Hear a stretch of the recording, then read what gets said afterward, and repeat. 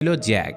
সে অ্যানাকে বলে যে আমিও সেই একই লোকের কাছ থেকে অঙ্গ পেয়েছি যার অঙ্গ তুমিও পেয়েছো, আর সম্ভবত ওই লোকের অর্গানসগুলোর কারণেই আমাদের কাছে সুপার পাওয়ার চলে এসেছে। সে আরও জানায় যে একজন মানুষ তার শরীরের মোট 6টা অঙ্গ দান করে দিতে পারে। তার মানে এই সুপার পাওয়ার হয়তো মোট 6জন লোকের মধ্যে থাকবে যারা ওই লোকের 6টা অঙ্গ নিয়েছে। তো জ্যাক এখন সুপার পাওয়ারওয়ালা বাকি লোকদেরকে খুঁজতে চায়, আর অ্যানার সাথে দেখা হওয়ার পরদিনই তারা তৃতীয় জনকে খুঁজেও পায়। সেদিন অ্যানা লুকিয়ে একটা দৌড়ে অংশ নিয়েছিল, কারণ যে জিতবে সে খুবই দামি একটা জুতো পুরস্কার পাবে।